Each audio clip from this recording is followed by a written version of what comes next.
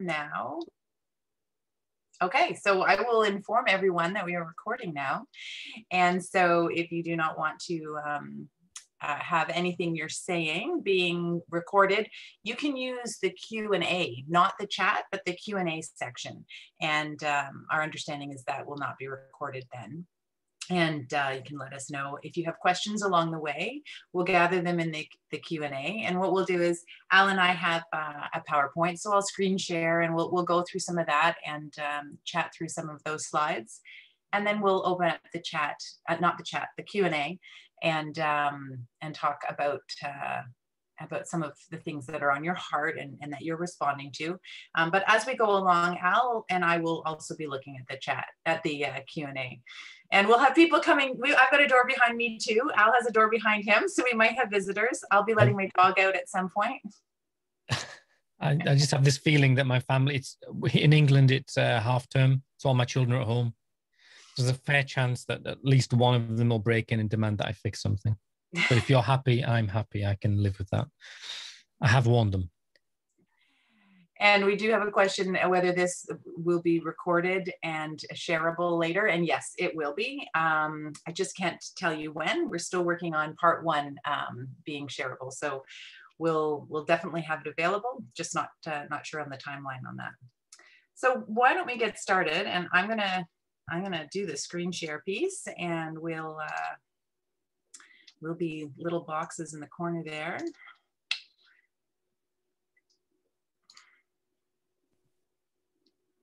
All right, here we go. This is our official welcome to part 2 of our webinar with Al and Rebecca. I am Rebecca. I'm a family and community liaison with Adopt for Life, working in the initiative to bring help and awareness around child-to-parent violence and aggression. I'm a parent through adoption, and I am a foster parent.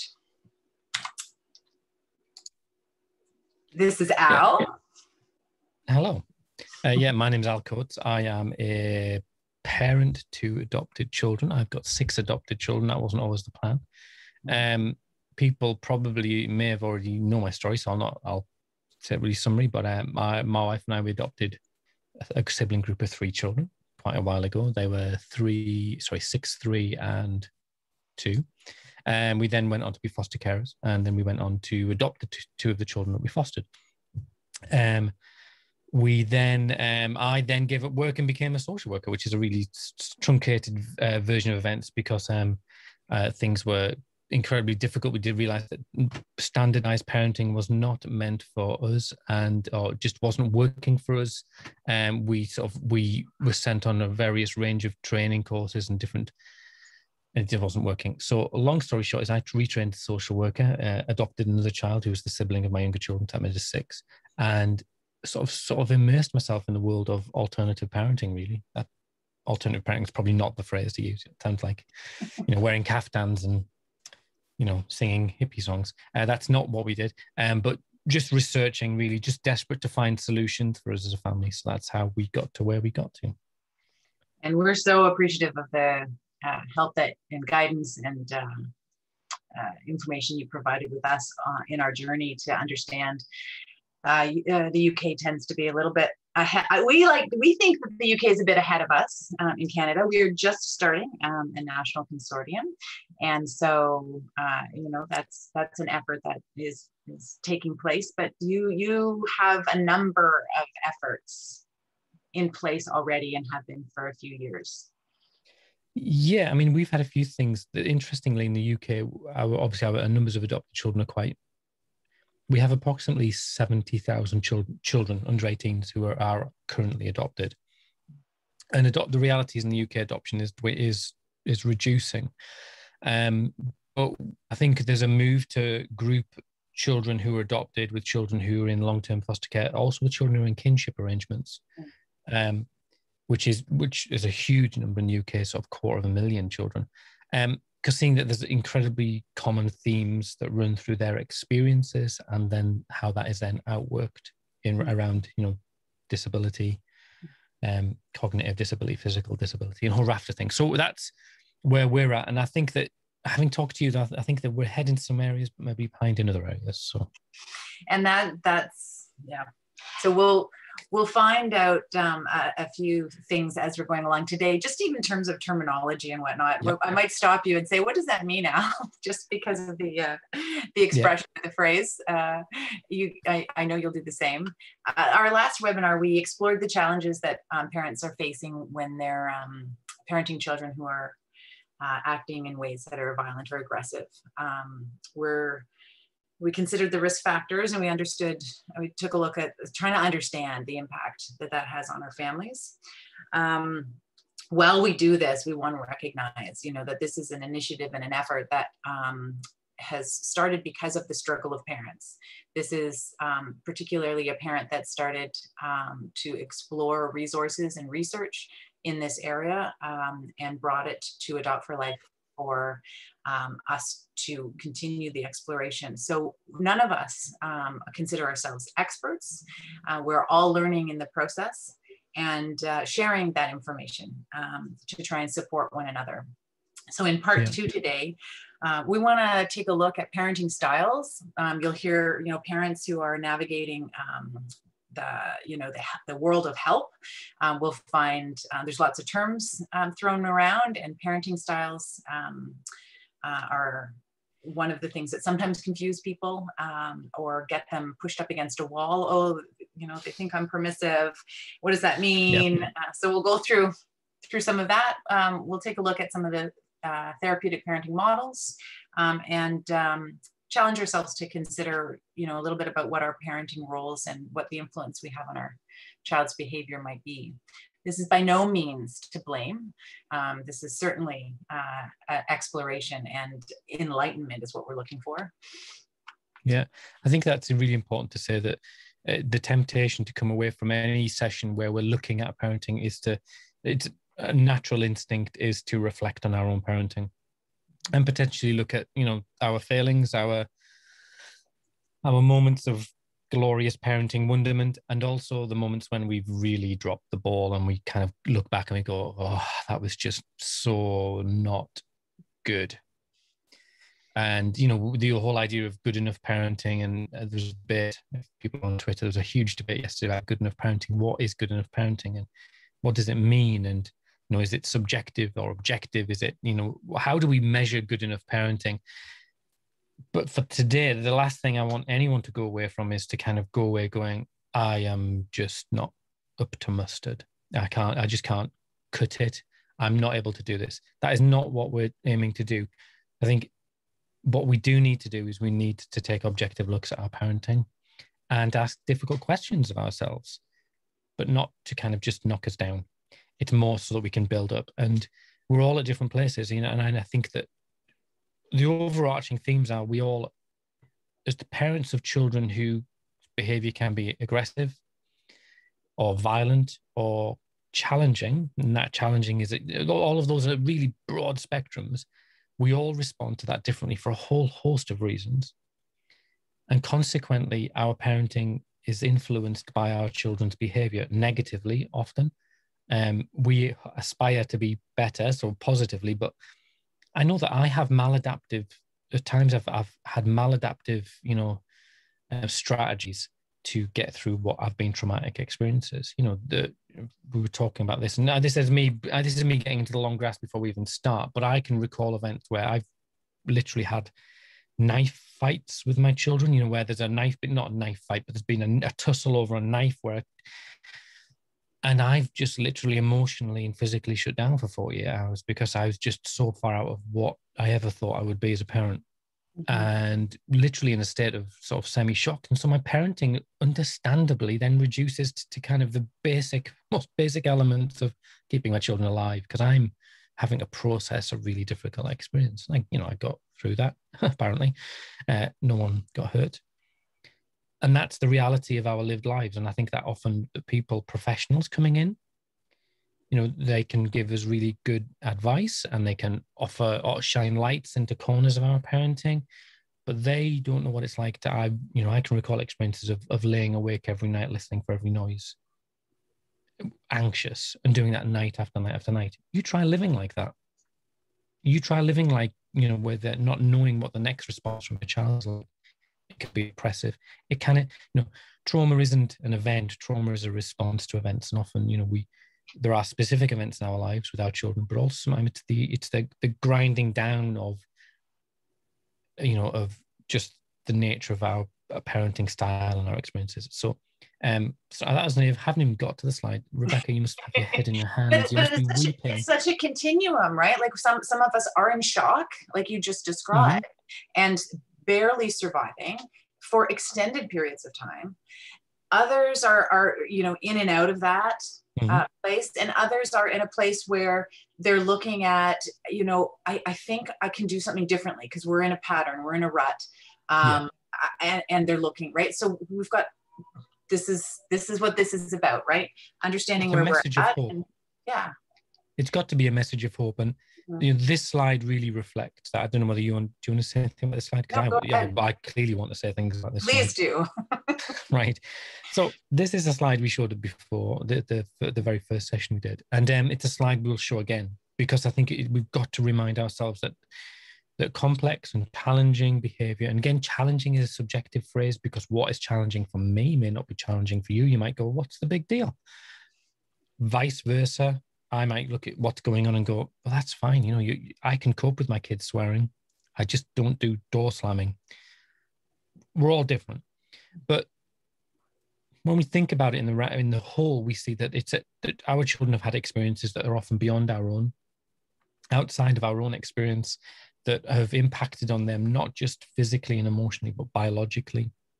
So we see that behavior, and if anyone's familiar with adverse childhood experience studies, we see that behavior then becomes woven into a part of people's physical brain structures, their physical responses to stimuli.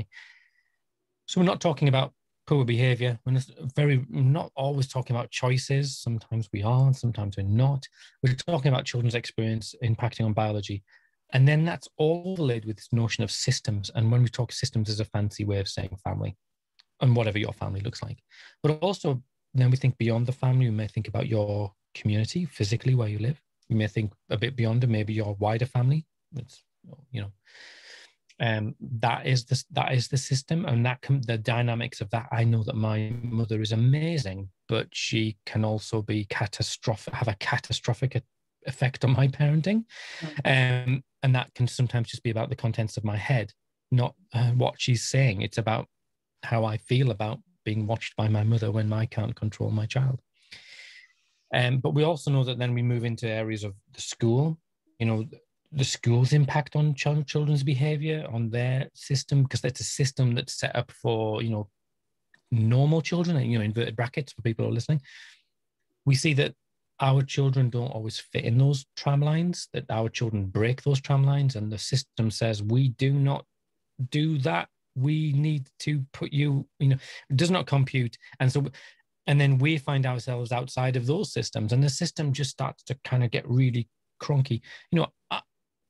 There's a sort of this phrase that I use with my friends. It's like, when my family are not the kind of people who find themselves on the wrong side of the law. That doesn't work for us, but discover that I am the person calling the police. I do call the police regularly, or I have done in the past, to get help.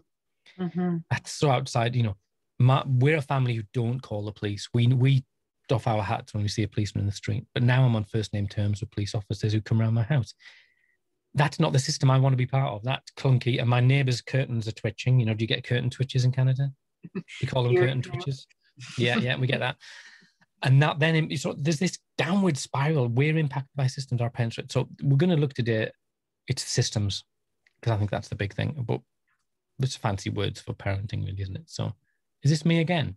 It's you again, Al. See how this works. You get excited. You get excited about building resilience. I do. I think resilience. Firstly, resilience is not an excuse for not kind of stepping over things that we should fix. We can't just, it's like saying, oh, well, I know your child beats you, but you need to just be a bit more resilient about that. That's not what I'm saying at all. We're not saying, just suck it up. And that's not the message. But this idea that the reality is that we're parenting in extraordinary circumstances often, and we need to have extraordinary parenting. And so resilience is there's lots of quotes there. It's the ability to thrive in difficult circumstances. It's the ability to keep going. It's the ability to, I live near the North Sea, the coast, and it's a bleak sea that blows off the Arctic. And we have seagrass, and the seagrass is knocked flat every winter, but it bounces back every summer. But the seawall is kind of strong for a long time. And then the seawall is just sand. It's eroded and it's ground to dust. It's got a limited lifespan. It's strong and rigid. And often we can confuse resilience with endurance. And I think it's important that we develop tools and we've developed strategies for our own resilience. Now, I could spend 2 hours talking about resilience. Resilience is not just this notion of, oh, that's a resilient person and that's not a resilient person. They've got a character of resilience. Resilience is skills you can teach people. It's practical. I can give you 10 tips for resilience, but we're not here for that today, so I won't. It's like a teaser, isn't it? But the important thing is that resilience on a really essence level is that we need to understand resilience. And I think in the flyer for this event, it was talking about resilient parenting. So we're going to look, that's going to be interwoven with everything we do today. Well, I think insight as to how we operate contributes to that, correct? Mm-hmm. Which is why we're going to review a few of the slides that we had included last time, which described some parenting styles.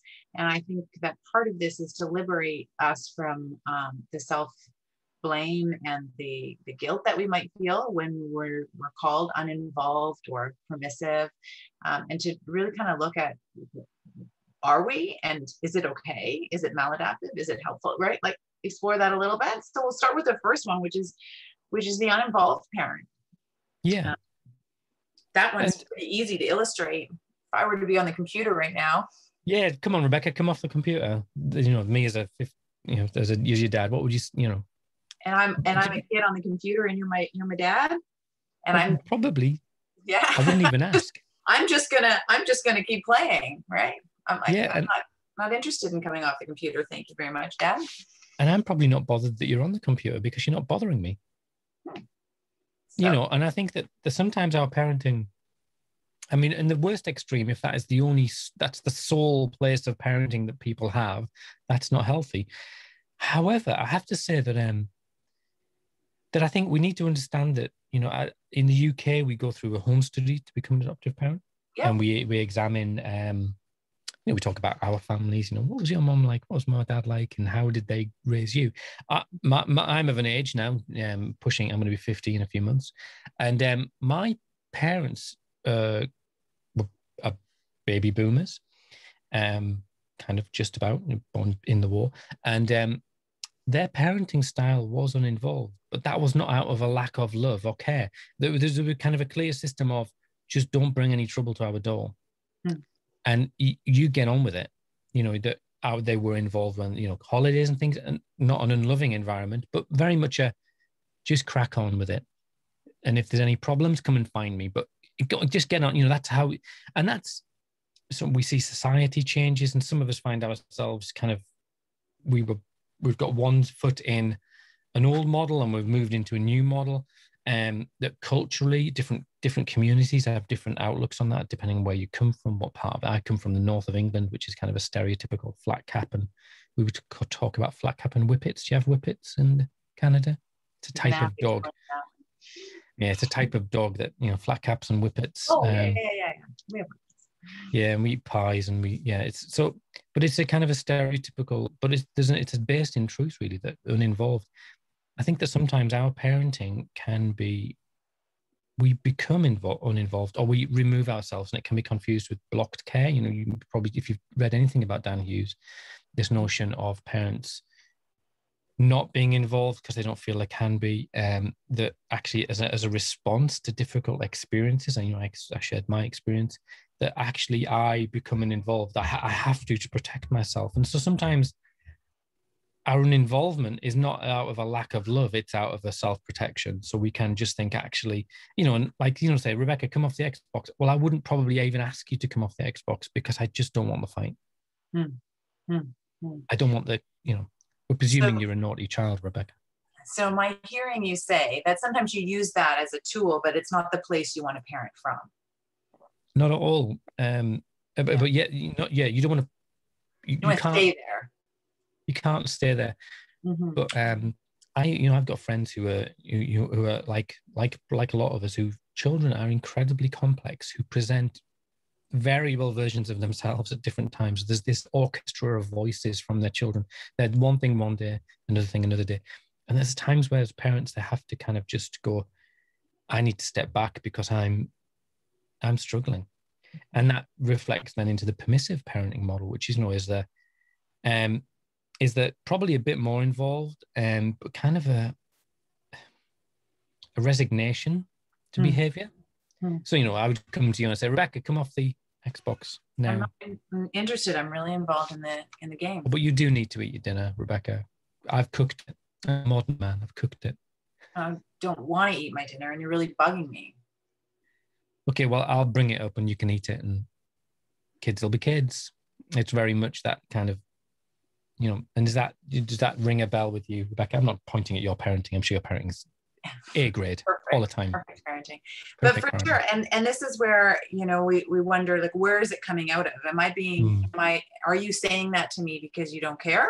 Or are you saying that to me because you know that what comes next is a fight? Or are you thinking I'm just going to resolve it on my own? Like, where is this coming from? And as just even in that small role playing, I didn't know where you were coming from. So I didn't know where I stood in our relationship. Yeah, and it can be quite confusing for a child. And I think that often it's really interesting if you ever have time and you've got a piece of paper to sit and think about, how do your children see you? Have an imagination. What will your child see like? And I think permissive parenting can often, it can also be a tool in our toolbox. Is that sometimes we need to step back. I know for myself with my children, some of my children when they're of a certain age, there was a time and a place to draw a line in the sand. And there was, so as an observer, that can look like permissive parenting. And, we use the example, and we were using grown-up words. I'm not going to use grown-up words, but I'm sure you've all heard them. Well, my child would call me an effing C, which culturally for me is that is like at the big red flag. But I know that at 9 o'clock at night on a Sunday night before school, that am I going to draw a line in the sand and go, right, let's have this out? Because I know that 9 o'clock will turn to 2 o'clock in the morning. With probably, that because I know where my child is coming from. I know that they're probably dysregulated. They don't want to go to school the next morning. That actually, am I going to employ some wisdom and kind of not get drawn into a fight, or a verbal fight initially, a conflict that may turn into a physical fight? So my permissiveness is saying, this is what she's going to do. Now, I may want to pick that up later. I may say, right, okay, well, tomorrow morning or tomorrow when you're back from school, let's return to that conversation. And we'll talk about that. It's like a very much out of the Bruce Perry triple R thing. But in that moment, it can look very much like a permissive parent. And so when my mother's staying with me for the weekend and she's listened, my mother's mortified. She's never heard words like in her life, I'm sure. What does she think? And that's where I'm totally conflicted, because actually I am the permissive parent in her eyes, and that's not what I want to be. So, but this stuff is often part of that therapeutic parenting toolkit, isn't it? Well, and I think you just mentioned, the influence that your mother might have on you. And I think for some people it causes them to flip, right? And to move more to an authoritarian place, because that's what the expectation is. And in my experience, a lot of men feel that is the role that they're to play. If I were to be on the Xbox and you were to flip into an authoritarian parent, it would look a lot different than the ones we just did previously. Yeah, I think it becomes really complicated. I think that, again, I have to comment that culturally, my parents were authoritarian and involved. And that was the model of parenting that they'd had. My parents grew up during the war, straight after the war, a different time. And that was the model of parenting that they used. When we do our home study, I'm a social worker, so I assess people to be foster carers, and we talk about their families. And it's really interesting that often people have two responses to their own childhood. There's lots of responses, but two in essence. One is that they look at their parents and they go, I'm going to do it like that because it seemed to work. Or they go, I'm not going to do it like that because that was just crazy. sometimes they pick out different bits, but I think that that's why often social workers want to know what's going on, because we want to know how your parenting, what informs your parenting. Now, I know, like you said, that when I'm being watched, I kind of revert, not necessarily consciously, I kind of fall into my default position, which is that's what my parents were. They were the authoritarian. My mother would say, how high, and I'd jump, and I'd say, how high on the way up. I mean, literally, I can remember the first time I disagreed with her. It was also the last time I disagreed with her. No one, just an absolute rule of law. And that's just not reflected in my parenting, because my children just don't have that relationship with me. I sometimes long for that, what they do as I say, I'd go, don't do that. I mean, probably like you, my mother could look across a room at me and she'd just look at me and I'd know, well, that's just nowhere near possible with my children. So, and with a lot of our kids, we don't, let's do a little role play. Let's just see what that might look like. So I'll be authoritarian dad. So Rebecca, I told you were allowed on the Xbox until 5 o'clock. At 5 o'clock, you need to come off now. Yeah, but what you don't get is so-and-so just Rebecca, don't answer. Yeah, but they just Rebecca, don't answer so me now back. I'm gonna. Rebecca, No, I'm just doing 5 hours. Rebecca, I'm telling you to come off. Yeah, you can just no. If you don't come off by the time I count to 3, I'm going to take it off you. 1. And I'm going to take off you. 3. And so, I mean, I'll stop the roll, but I'll come out of. Right. Yeah. But then, my authoritarian parent would maybe reach in and try and get the Xbox controller off you, or PS5, whatever. Or it would, and out of my kind of desire to maintain a level of authority, or my, it could be insecurity, it could be frustration, it could be a concern about lack of control. Because often we're responding to issues that are not present. I know that I see that in myself, is that sometimes I'm worrying about, well, what about when my child is 43? Or what about when they leave school? What about when they're in the street and a policeman tells them to come here and they tell them to F off? I'm trying to teach stuff for the future, but actually I'm kind of getting lost into the long grass with that. And well, yeah, because you're in that moment, you're thinking, I can't let my kid just stay on the computer all night, because that's going to lead to, right? We go into this future thinking. And so you rely on the one style to continue. Yeah. And it's this desire, to squeeze tighter, really, isn't it? And I think that often that can be, I don't know about you, but I know that a lot of my friends who, I guess like a lot of people like us who've got children who are interesting, is that my friendship group has kind of just over a period of 2 decades just become a community of people with children like mine, because it's just easier. So we don't have to have those difficult conversations at the play park or the restaurant.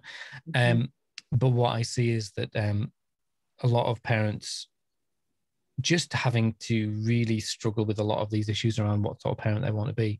But I've lost my thread, but I think that often as well, that people operating out of fear that actually I need to be in control, or I can be out of anger.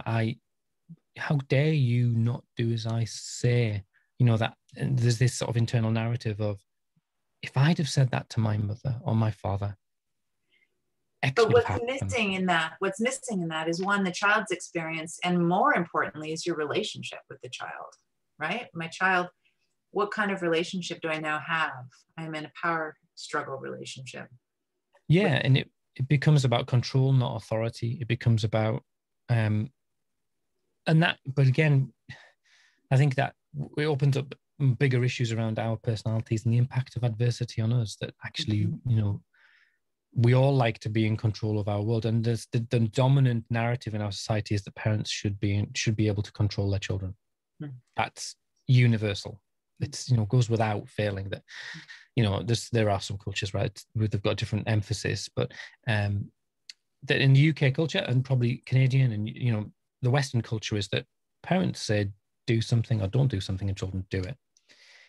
And that's exerted by respect and but our children have come from a different place. You know, they're not biologically our children. They don't share our genetic history. They don't share that family history. They have come with a whole raft of other issues.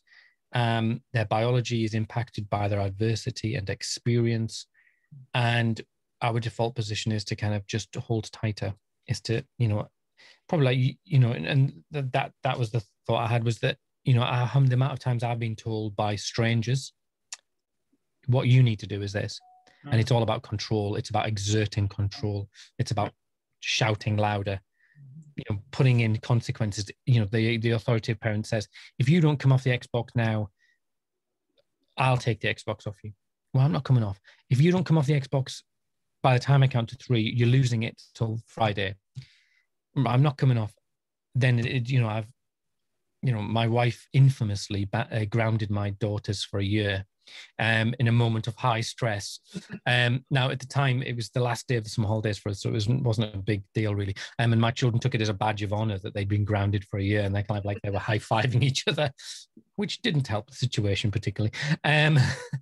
But the consequences elevate, and the tensions are, you know, they just, there's this escalation of consequence to a point where they become ridiculous and nonsensical, and in a desperate desire to maintain control. And I think that the point you said earlier was that often you get different, if you're in a, you know, if you've got a partner, a spouse or whatever, that then often you can have these added into this, is you've got other people who have got opinions about, you know, my wife will often look at me and sort of see the red vein bulging in my head and go, she'll give me a look that says, you do know that you are unraveling now, you know, that you are slipping into authoritarian. All right. Okay. So which is helpful, right? When we're with people who have this a language like this, and we can quickly support each other or call each other on something if we've predetermined that we want to move in a different direction, or to encourage one another as to the direction we're headed. I mean, there's lots of different really ways to do that, right? With your mother-in-law in different generations, it's going to look differently than with, let's say, a full-time partner or a live-in support. Absolutely. Right? Yeah, and I think that when we talk about systems, you know, system theory is really complicated. We've all got this designated role to play in a part in the situation. You know, as a father, I've got a, you know, all the bleeding heart stuff about white men not knowing where they stand in the world anymore. It breaks your heart, doesn't it? You know, we've had it easy, but you know, I'm quite comfortable in my role. I know I'm a dad. I know I'm a, you know, all of those things are quite set in our little system. But my children have really unpicked that system and meant that we've had to build a different system, a system that works in different models. You know, my parents, the system was simple, that my dad was in charge of this, my mum was in charge of this. If my dad said this, we would do it. If my mum said this, we would do it. The systems we live in, our children, not necessarily by design or with intent, that they unpick them, that our parenting systems are stretched to capacity. And that's when we think about different models of parenting, it's really helpful to understand where we are, because I think is what we're often shifting. I mean, authoritative parenting being a good example is that I think that when we think about authoritative parenting, it's considered to be sort of the gold standard. It's this idea that you, as a parent, you have authority, but you offer a level of flexibility. So, you know, and a good example would be, you know, in a perfect world with a child who's not necessarily flamboyant like our children, I would say, Rebecca, come off the Xbox, and you'd say, I don't want to. I don't want to. Yeah, I'm still playing. And I'd go, it seems reasonable. Are you in the middle of a game? Yes, I'm in the middle of a game, and my friend just logged on. I've been waiting all day for them to log on. So now we're going. How long will the game last? Oh, it goes on forever. This never ends. This is the best thing. I'll be up till 4 a.m. It's not helpful. Now, I suppose in normal circumstances, an authoritative parent, a child would probably say, well, an authoritative parent would maybe go, well, I'll give you another hour, another 20 minutes. Or they would offer a compromise, and the child would accept that compromise. That's how authoritative parenting's supposed to work. Now, our children, you know, like that, you've given a fantastic example of how to not help. We should have discussed this beforehand, shouldn't we? Well, we got two ways an interaction can go, the way you want it to, or not the way you want it to, or the outcome. It's not always about the outcome, right? It's about the approach. Yeah, absolutely. And I think that's one of the key things, that there's an element of, in all of this with children like ours, I guess sweeping generalization. So I hope people are okay with that. Well, I guess what we want to do is help people sleep at night, knowing that they've put their best foot forward in the day, right? That parents have done their best. Yeah. I mean, I guess, I've got 6 children. I've got 2 of my children don't live with me. Well, sorry, one of them left before they're 18, their own choice. One was sort of in a situation where they had to be removed to safeguard the family, our physical and mental health. And I think that we have to accept our limitations. Mm-hmm. We have to be, like you said, be able to sleep at night and say, we did our best. Mm-hmm. That we adjusted our system. We reflected on our parenting as much as we can, and we mitigated the impact of trauma on our other children. So authoritarian parenting. Sorry. No, I was just going to say, if we were to role play, when we can, this, the outcome might be the same for each one: authoritative, permissive. All of them might have the same outcome, right? So you and I could right now, but some of it might lead to more violence, and some of it might lead to what are we looking for here that we can walk away with knowing? Well, I think that there's a few things. Is that one, that we didn't lose our tempers. I think that is just as corrosive on us as it is on our children. I think that when we reflect on interactions, and we've all probably done it, and it's good to reflect on stuff, but not navel gazing to the point of harming ourselves, is to be able to say, could I have done anything differently? And in the cold light of day, we can often go, well, yeah, if I'd have said that and not that, if I'd have said it in this way and not that way, or if I'd have just held back a little bit, maybe things would have worked out differently. But we can do that to the point of harming ourselves. I think we need to have a level of self-awareness. I think that's probably the key one of the key takeaways is we need to be able to look in the mirror and go, right, I get who this person is, and I understand why I'm responding, why my parenting is, to a casual observer, it's chaotic. Because we'll talk about therapeutic parenting, but it does often, we can inhabit a whole range of different parenting styles. And as a professional coming in, I mean, I'm a social worker. I come in and I find, and parenting can often look incredibly messy, that we often say that consistency is a key. We say that's a key kind of fertile ground for children to grow well in. They need consistency. They need certainty. And when parenting isn't that we accept that's not good for children, but we're not talking about children who see the world like we do. The impact of early adversity changes how they see themselves, how they see the world, and how they see the people in it, how our children see us. I know that at times my daughters especially, how they respond to my wife is not how they respond to me. We could say the same things. We could say it the same way, the same tone, the same time. But they often they look at my wife and they see their biological mother. That's who they're responding to. I'm not that person. And so I get a pass. My parenting gets a pass in those moments and not in other moments.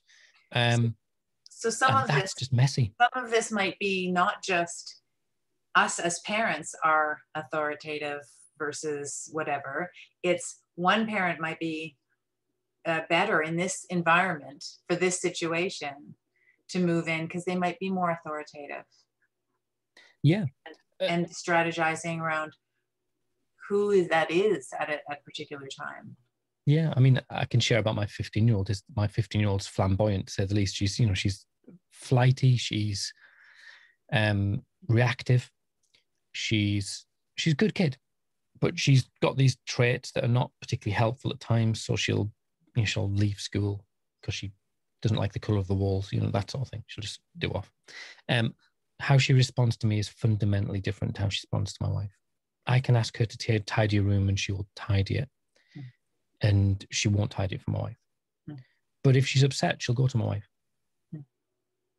So it's totally off-putting. And I think that we just need to really acknowledge what's going on. I think that everyone's looking for the magic wands when it comes to therapeutic parenting. Everyone's looking for just give me a book, give me a manual, please. Just, give me a list of things to do in any given situation and I'll do them.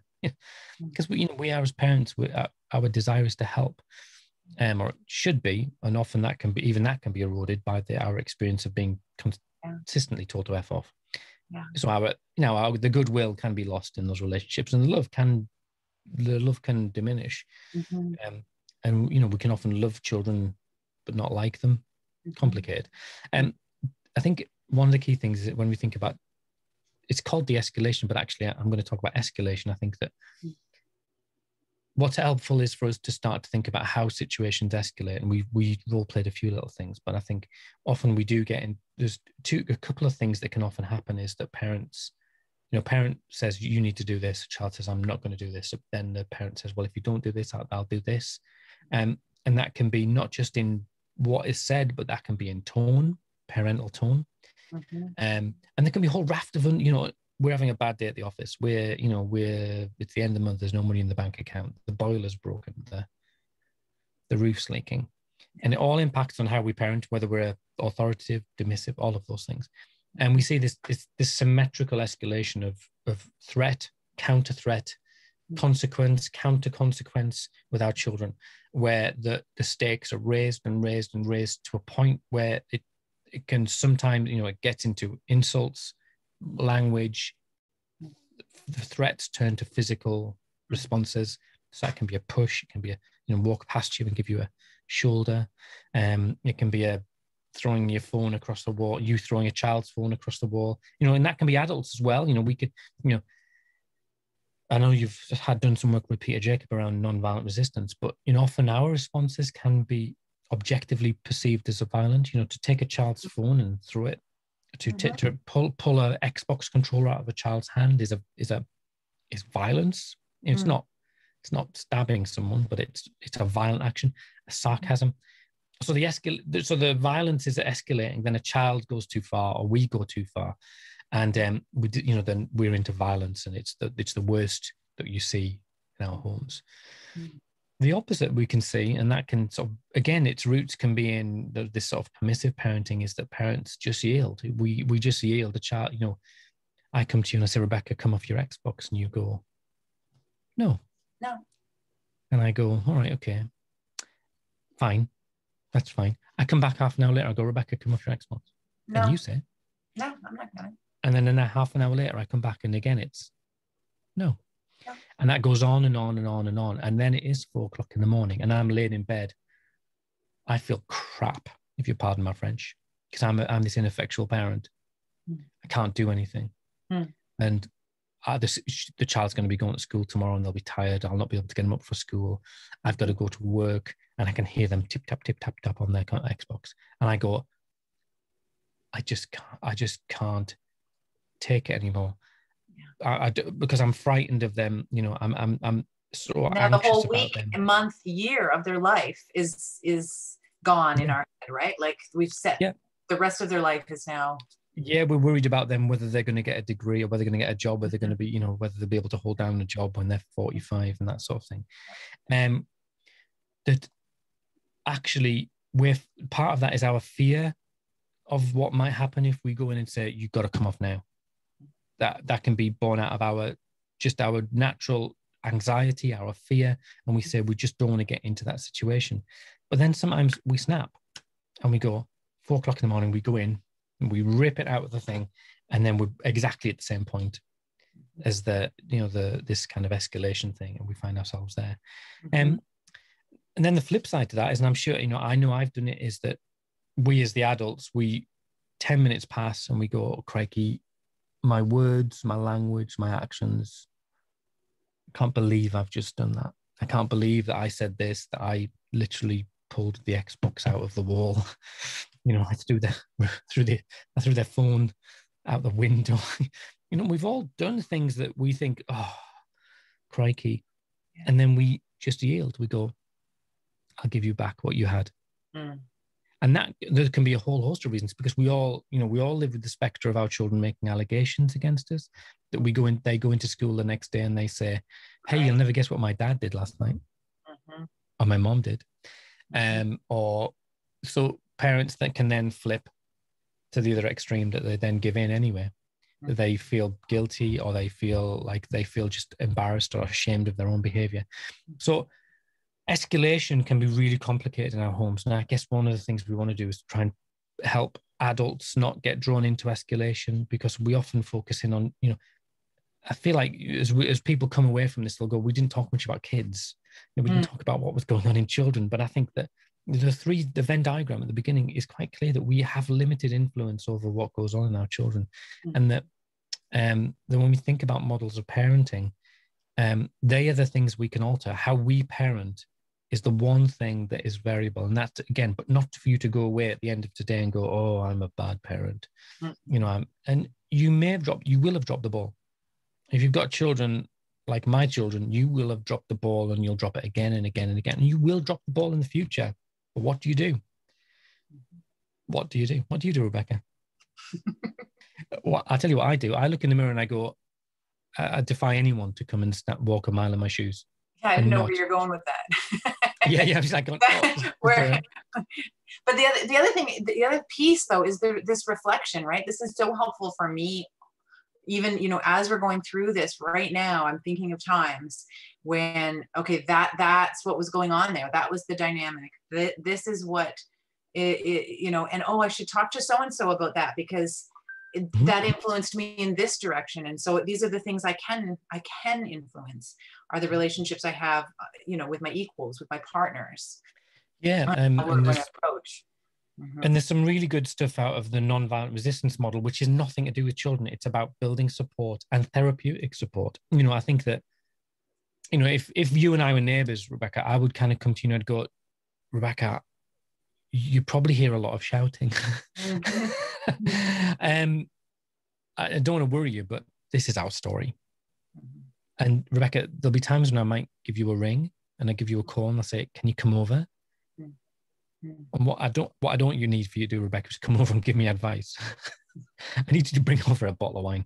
Well, yeah, the more we can articulate, the more insight we have as to what's going on and what our needs are, the more we can articulate what those are, and we can find ways of meeting them, right? Yeah. And asking for help, for sure. Yeah, and I would respect, if you came into my house and you kind of went, I think you really lost the temporal and you were off beam there. Mm-hmm. I'd take it from you. Whereas there's people I wouldn't take it from, even if they were right. I'd go, you can just get lost, because I don't, that's not necessarily, adopt for life policy. But the reality is that sometimes, that there's people that I go, I'm not taking parenting advice off you. You live this 2.4 children, you've got a golden Labrador and a nice estate car. Please do not offer me parenting advice, because I don't want it. You're worried because Tarquin, or whatever your son's called, you didn't get a straight A. That's a gross exaggeration. Maybe but I'm displaying my business. It's actually very realistic for a lot of us, right? I mean, and that's where the loneliness and the isolation really plays a part. Yeah. And I think that lends us to be more vulnerable to what our default method is, right? So if someone comes into my home, and I'm thinking of a particular extended family member that I have, and I'm constantly, I'm like, why am I acting this way? Like, I change when they're around, because I know what their expectation is, and I have this relationship with them where I'm insecure. I don't feel like I don't feel like I can be the parent I normally am when they're around. And so I've actually had to change how that looks. Like, we don't maybe do it well with the pandemic. We don't do anything in our home, but like having them in my home just is something that doesn't work for me. But I'm really good one-on-one with them without the kids around. So they're my relief family. Right? I go to them personally when I just need an hour, and I tell them, let's not talk about the kids. Let's just give me a distraction and we'll do something else. Yeah. And I think that instinctively as parents, we need to find those people who work with us Mm-hmm. And we do need you ultimately, we do need people who we respect, who can offer us critical analysis. Mm-hmm. There's got to be people who can say, hey, Rebecca, you lost the plot there. You're unraveling. Here's a glass of wine. I'll go and put the kids to bed, or I'll go and make sure they're okay. You sit in my garden and, just rock a little bit, or whatever you need to do. And I think that also there's a time for us to have those really open and honest conversations with our partners, our spouses, whatever. And because often, when we talk about escalation, we can see that often a dynamic is played out. I know myself is that I find parenting my children on my own often much easier. Now, I'm not saying I'm a single parent. I think single parents have it, they've got a really tricky deal. What I do look at is when I'm on my own, I lay the rules and ain't no one going to interfere with them. I can set the patterns. My wife used to go away. She was training to be a child psychologist, and she would go away for the weekend when my children were there. They're full on. I had two sort of 6 and a 7-year-old, and they were like interesting little people. And I ran it like a ship. I worked on the principle that if we run fast enough, you won't be able to stop and get into trouble. So we used to, every day, it was broken into 3-minute slots. And I just used to, and they would just end up in bed and just fall asleep. Because I know that my wife's, with her parenting, is perfectly fine. And at the extreme, that can be that I'm authoritarian and she, oh, hang on. Is that slide in itself? Go back. You got to keep our powder dry, Rebecca. Got to keep our powder dry. Is that we see that there can be this really unhelpful combination where, exaggeration or a stereotype is that dad is authoritative and mum looks and goes, he's not helping. I don't want to grow up. I don't want my children to grow up in an environment where there's this authoritarian figure. I will therefore counterbalance that with a permissive, nurturing parent. And that can be both ways. I know women that are authoritative and men that are nurturing, and going, yeah, your mum's a bit freaked out now. But the danger is that they, in trying to find balance, they both, I'm looking at my screen, I don't want to go out on my screen, and they both go to the extremes. So that mum is over nurturing or over permissive because dad is over authoritative. But dad is over authoritative because he looks at mum and he goes, you're being too soft on these kids. They need some discipline. They need to know what the difference between right and wrong. And mum goes, well, yeah, they do, but you're gone somewhere else with this. And he's going, yeah, and and she's going, they need love and they need to know we care for them. And he's going, yeah, but you've gone too far. It pulling in different directions, and the kids pick all that up, but ultimately leads to both models, both outside of norm, outside of healthy, to try and find a balance. But the obvious answer is you sit those two down and you go, in the middle of all that, you've got children with complex needs whose behavior is difficult. Coming in as a professional, the first thing you probably see is these two parents who are at odds with each other, there's such a contrast, it's not healthy. I can look at you, Rebecca, and I can see in your head you're thinking, I'm looking at the clock. I'm looking at the clock. I'm looking at the clock. So I'll let you move on to the next slide. We'll do the next bit quick. It'll be fine. I use this slide. I like to think this is the slide where I lose my registration as a social worker because it's just funny. But I think that the danger is that when we have maladaptive strategies, that when our parenting becomes entrenched, and let's not beat around the bush, our children's behavior can be extreme at times, and it can be moderately difficult over a long period of time. And the impact we're not talking, a couple of weeks, we're talking years. Some families have lived with high levels of adversity over years, and parents love their children dearly, but nothing in their lives is simple. Everything is complicated. And that level of attrition and isolation can lead to parents sort of becoming the worst possible parent they can be. That they actually start to manifest all that is unhealthy about parents. And that, I found myself, I recall my children were sort of 6 and 7. That's when I had to leave work because the nature of their needs was such that their behavior was just so difficult. And my wife, Paula, started to experience kind of panic attacks. And I think I was starting to, I never had a panic attack in my life, but things were happening and I didn't know what they were. Very, very afraid as a family, around the edges. But my parenting, I sort of slipped into this commandant role, very regimented, to try and maintain a level of control and to kind of this default position. Was I a nurturing, authoritative parent? No, I was an authoritarian, because that was all I had. That was the only thing that I could maintain.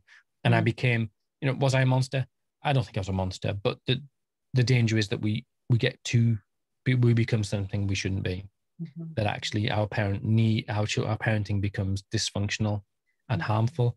And that's when we go and ask for help and someone comes in and goes, you're the problem here. No wonder your child's behaving this way. And the conversation becomes about you, not the child, because it's systems, it's children and parents. And interesting subtlety there that I want to pick up on. Please do. You didn't bother arguing causality, because you said, oh, no wonder the kid is, because that's not the point. We're not going to accept the blame. We're simply accepting that we have some responsibility as to how we're moving forward. I mean, that's a hugely difficult issue, isn't it? Because I think we have talked about this before. That often the seeds of this circumstance that families find themselves in are often in children's early adversity in someone else's house. And they grow into fruition in our homes. It's not our fault. And so many of us are just starting to come to terms, especially those of us who have children that are older now. If we adopted when our children were babies, we were told that it would have an impact on them, right? And the research is showing over and over again. I was just reading Bruce Perry and Oprah Winfrey's new book, What Happened to You, right? And it makes a compelling argument that the earlier the child was removed, the more of an impact it can have on the developing brain, that there's more resilience later. Anyway. Yeah. And then we look at the issues around epigenetics, the Bessel van der Kolk research into the impact of trauma on how the body translates the gene structure. And we then start to really kind of get our heads around that. We start to think about, well, the eggs that I was born from, that I came from, that all of that genetic stuff was 1941. My grandmother was living in England. She can tell stories of Nazi fighters shooting up the street, and husband is away for 4 years, doesn't know whether he's going to die. A woman in general levels of trauma. That's in me. I mean, I'm perfectly normal. That's what I'm sticking with that. But then we look at our own children. We look at the genealogies of our children, and in the UK, there's this. We have a really messy kind of program called the Troubled Families Program that is social care involvement. You look at the history of families and you see that the social care involvement, child protection services involvement, unemployment, there's just these layers and generations where it's all there. But in the midst of all that is poverty, illiteracy, housing issues, domestic violence. We see all of that stuff often then culminates, it all kind of manifests in our little bundles of joy that then grow into children, young people. My 15-year-old literally holding her fist back because everything in her wants to hit me. And that's not her, but that's kind of is her. That's, and I'm not, we can talk about nature and nurture till cows come home, but, that is a really complicated conversation that, we've got to relationships. I can't remember what the last slide was. Are you worried about the time? I'm worried about the time. I'm keeping an eye on the time. I'm just keeping us moving. We don't do worry, do we? We're not going to worry about stuff. So I think that when we talk about the system, that we see there's an impact on relationship. I think spousal partner relationships, the first ones to go. Often we need to be attentive to that, because especially if there's this kind of this polarization, that there's a huge impact. That then the relationship with our children, that we don't like each other, we become picky. There becomes this reinforcement of our notion that children are doing stuff to get at us. And that's can often be creeping around the situation that the child isn't tidying their bedroom to get at us. They're doing it on purpose. They might just be 15, 15-year-olds. It's not their key skill set. Or if they don't do something, or if they do something, it's all purposeful to get at you. And that's when it's not paranoia, but it's kind of this positive attribution, or this negative attribution, that everything that that child does that isn't appropriate or right is personal. It's targeted and vindictive. And then we can become picky. We've all done that. There's this white noise of like, don't do that. Stop like that. Stop chewing. Eat with your mouth open. Pick up the fork. Pick up your socks.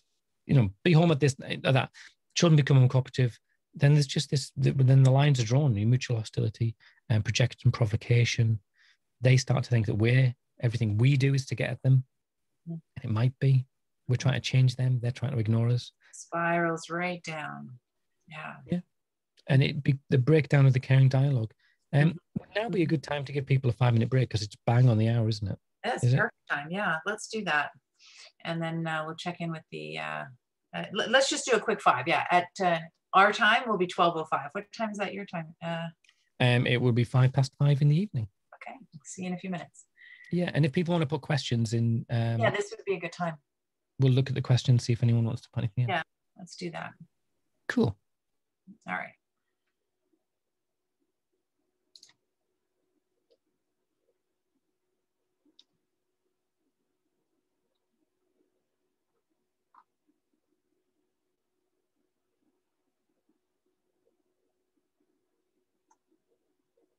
Doesn't look like there's any more technical issues, so that's good.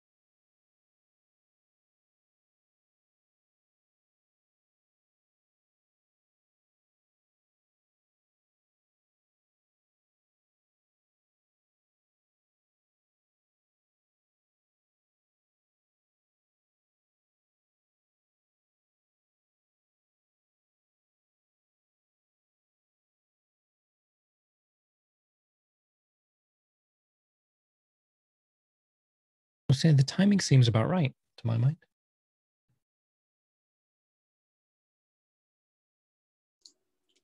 Yeah, looking good, actually.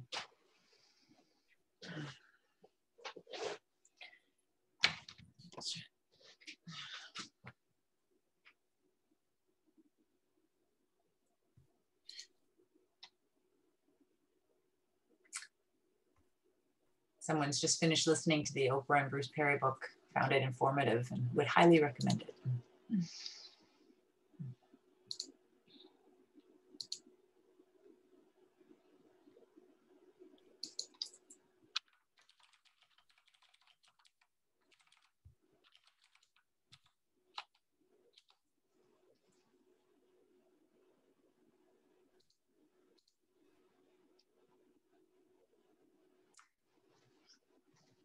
Okay, so I'm just going to start screen sharing again, and we will go through.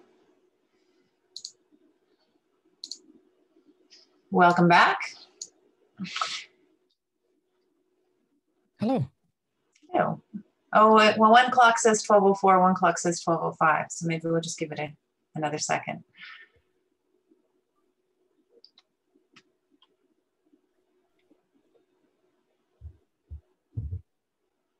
I'm really excited. I've got a day off tomorrow. Oh, nice. Why? Not a holiday. You sound like my boss. Do I need to give a reason? Okay, no, sorry. You can give me a category of information. You can say personal day. No, we just started a new system where I work, and you have to type a reason. And I find that quite objectionable. And I think I don't have to justify why I take a day off. So I've started to put in abstract and really peculiar things. So this one I put in as it's the World Bog Snorkeling Championships, which is a British tradition. And then I'm attending. Do you know bog snorkeling? I don't even know what that is, but we need to get into parenting models and tools. So I'm going to push us along. Welcome back. It's at 12:05, so we'll continue on with this section, and then we will have the Q&A open. So if you'd like to start to insert any questions or thoughts that you have for more dialogue after, you can start to do that in the Q&A box. So parenting models and tools are some of the things that we wanted to kind of tease apart a little bit, because we're finding a lot of parents, who are reflecting on their parenting style, and they want to take a look at therapeutic parenting. They want to not be a traditional parent. They want to use, all sorts of resources, and they're finding that maybe some things are conflictual or confusing, or they all overlap a lot, and so this kind of this part of the conversation stems out of that. So we've broken it down into 4 things that we'll be discussing. Al, did you want to review that, or should we go straight into the definition of therapeutic parenting? Yeah, I mean, I think that therapeutic parenting, it's interesting because when you look at those models, therapeutic parenting is it's an often used phrase. And, I would describe myself as therapeutic parent. But if someone said, well, what does that mean? I kind of go, well, it's a bit of this and a bit of that. And it's quite hard to articulate in sort of in a brief summary. And I think that I know in the UK, we've got a lot of, in 2018, 18, my friend, Dr. Wendy Thorley, and I did a survey, and we talked to families about how they parent their children, especially children who display violent, aggressive behavior. And one of the challenges was that the Child Protection Services really struggled to make sense of therapeutic parenting. And that's a reflection on Child Protection Services and their training and development, and kind of where they, that they, in some ways, they have a paradigm about what, their paradigm is children need protecting from adults, and usually parents. That's, we know that the most children are abused by parents and family members. And that's usually the sort of the root causes. So when they come into our homes, because we find ourselves, the allegations have been made, or we need help, or a whole raft of reasons why we invite services in, cautiously invite them in. We see that they often then are slightly uncertain about what to make of our parenting style, because I think I said earlier that we know that consistency is the fertile ground that children grow in. But then our parenting, this therapeutic model, can often inhabit a whole raft of different things. So, I mean, there one definition, which is, just off a website, and I know that in Canada you use the pathway model, don't you? Yes. So this might be a good place to explain. Therapeutic parenting would be, there is a Pathways to Permanency course. A number of our parents do take it, but if you haven't heard about it, it's through the Adoption Council of Ontario. You can go to their website and register. It's a free course in Ontario, and therapeutic parenting is explored in, throughout the package of, I think it's a 10-week there. So this is also therapeutic parenting in terms of a larger, perspective from the UK, from, outside of Ontario as well. Yeah. But I think you were reflecting. You've gone way easy, Tiger. What do you want me to do here? Where should I go?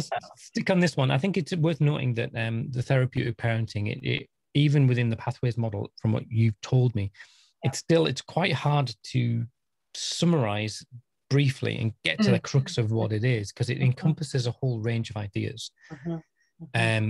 I guess the essence is that you are responding to children who have had early adversity, that you are trying to develop a strong relationship with children. It's restorative. It's hopefully restorative. That then looks like high structure and high nurture. And I often joke that the trouble with high nurture and high structure is that you may at some point decide to overlook behavior because, it's 9 o'clock at night and you think, do I really want to be fighting this, this battle at 2 o'clock in the morning? So I'm going to return to it later. And then in other issues, you put in really rigid lines. I know my daughter, she was 15, and I was really quite stern that she was not to get the public transport to go to our local shopping centre. And we're quite rurally here. And our social worker was kind of like, hang on, she can be rude and offensive to you and you overlook that. But then you won't let a 15-year-old get public transport, which is probably normal. Is developmentally, emotionally, culturally, 15-year-olds get buses around here.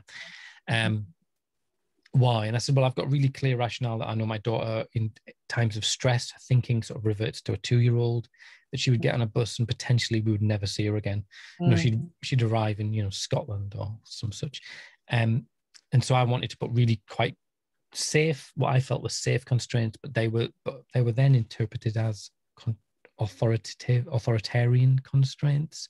I wanted it to check in. I wanted it to, there was a whole raft of things. Well, I'll let you do this much. And then that, so I think often we need to, one of the key things around therapeutic parenting is to be able to understand the rationale for why you're doing what you're doing and being able to articulate that. And that could be to professionals, but also to your mother, to the man next door, to school, to your therapist, to your spouse. Why are you doing what you're doing? What is the rationale? And I think that's the key, one of the key components, that everything is very purposeful. It's not, and then again, the relationship first, right? It's the attachment. It's the connection before correction. It's understanding that or losses, right? It's about attunement and understanding. Very much so. But I think where a lot of the models fall down, sorry, you keep your... I don't know. Tell me when I should move to the NVR slide. Honestly, I think we need to have a serious conversation. Private, like parents will talk when no one's listening. One of the... Oh, you made me forget what I was going to say now. It was really good as well. Sorry. Yeah, but so I think a therapeutic parenting is probably what we all do.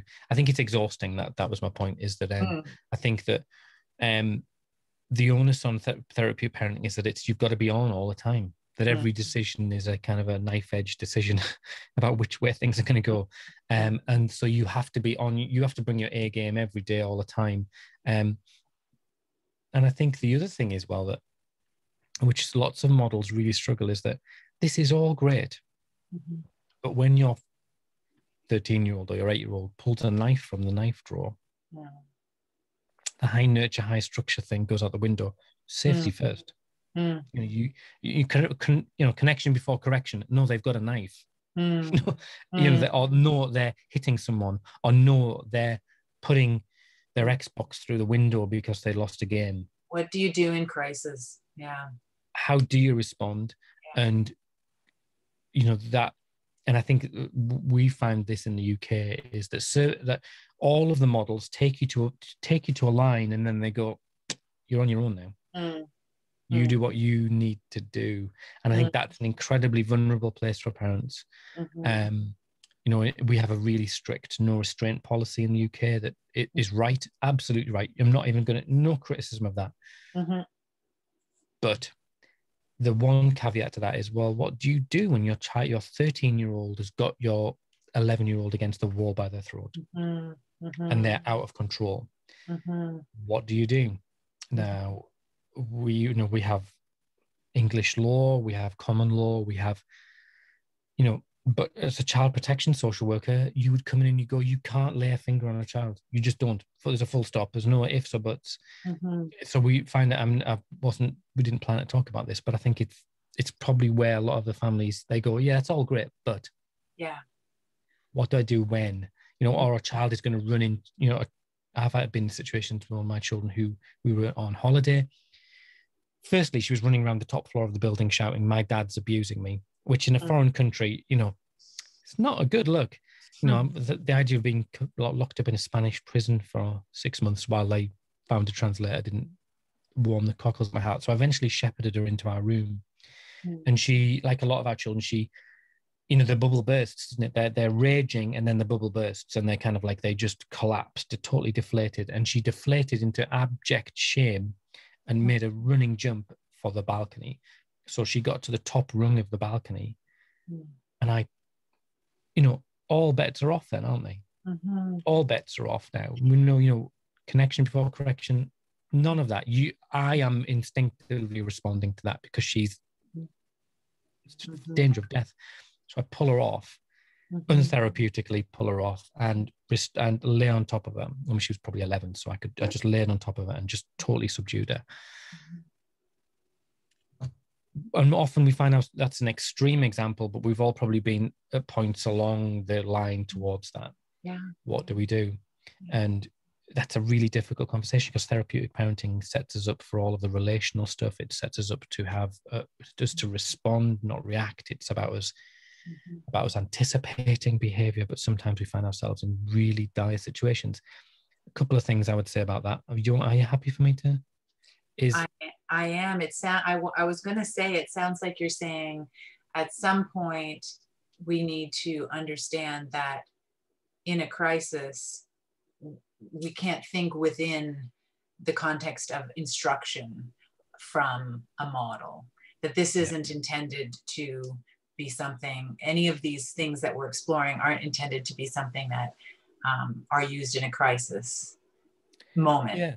I think they've got limitations. And I think that our default position is safety first.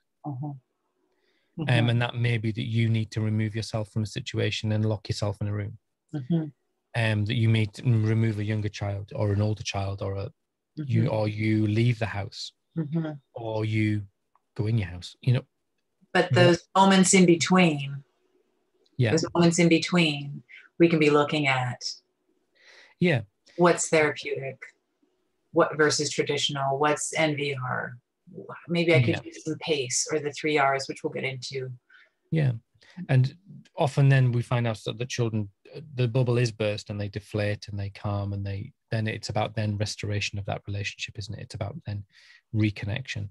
And I think that when things do get, it is a taboo, isn't it? We're talking about when things, a lot of families have probably found themselves in really quite situations where they feel really quite vulnerable, and reflect on them and go, yeah, I could have said this, and I could have, if I'd done this and I'd done that. And I think that's where reflection is really helpful, but reflection without condemnation. Because it's all well and good me sitting in the cold light of day in a therapist room the next day going, well, maybe if you'd said this, that wouldn't have happened. Without condemnation. Yeah. Hashtag. I remember there that. You go. Boom. Yeah. I'm going to write it down. Now can I move to the NVR slide? Yeah, well, I think that one last thing about when situation gets really, one last thing when situations get really out of hand is that I think that you need a culture of honesty. So that is about talking to people and talking to professionals and saying, when this happens, and this, when dysregulation happens, this is what we anticipate doing, and this is why we do it. This is not our choice, but we will keep the younger children safe by any means necessary. And when things do happen, I have a strict policy of, I usually, once the dust has settled out and I've got time, I'll email. I have a sort of links into our child protection services, because it's a kind of an open case with one of my children. I'll let people know what's happening, because then they've got this story of, then it's not secrets. It's not behavior that's hidden. It's not, oh, crikey, there was 12 events and we didn't know. It's, even if that's someone who you trust and is a friend or a doctor or a therapist or a teacher, find a safe professional where you can park this stuff, so that there's a trail that protects the child and protects you, because that's what we need. Like I'm into the long grass there now, aren't I? You can move on if you want. Nonviolent resistance is a really interesting model, and I think it's therapeutic parenting is very much focused around the needs of children, and the needs of parents second.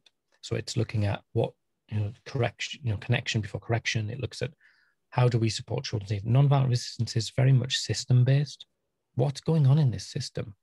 And I think that's increasingly where our parenting, my wife and I, our parenting come is going, actually, this system isn't, how do we tweak this system to maintain a level of authority in the face of adversity, that we keep our child safe. And Peter Jacobs got a wonderful phrase that often our children are looking at us and ask sort of really basic questions. Are you safe? And can you keep me safe? So meeting those primal needs in our children's, especially children who've had adversity, that there's kind of, there's this often now in our children, there's these fault lines of, I don't trust you, that are kind of tolerable until moments of stress. And then they manifest in really extreme ways at times, or just ongoing difficult ways.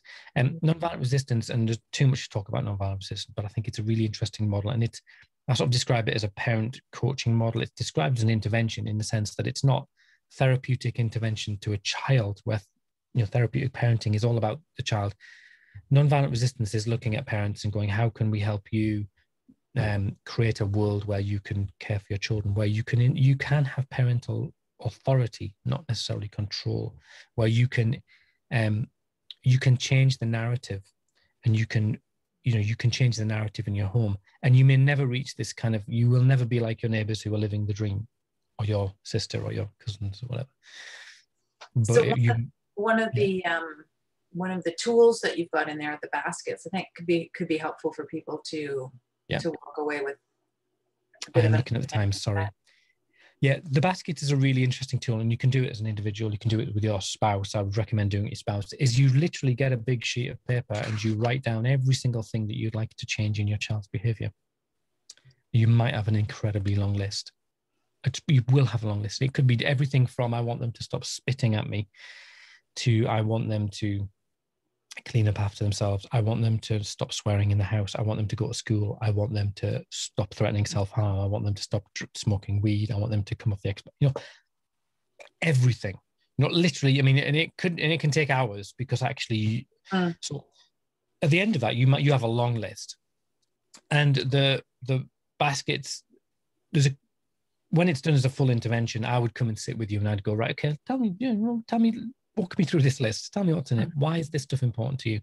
And then I would encourage you and say, look, I'm going to set out 3 baskets. And basically it's prioritizing and saying, in this small basket, it's a top priority behavior.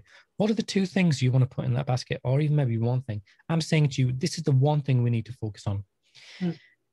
And that could be that I want my child to stop being violent, or I want my child to stop smoking weed, or skipping school, or, you would hope that it would be the high risk behavior, but risk to themselves, risk to the family.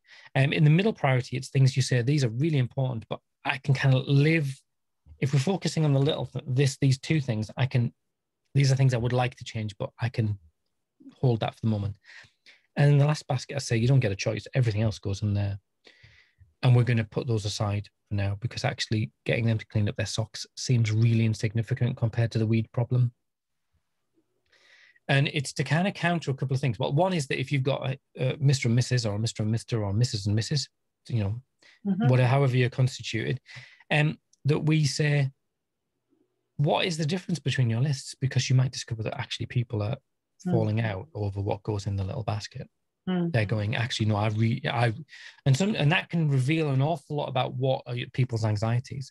And have I got time for a quick example when I did this with a grandmother? 12:24. So excellent, right? So I did this test with this model with this can't think of the word.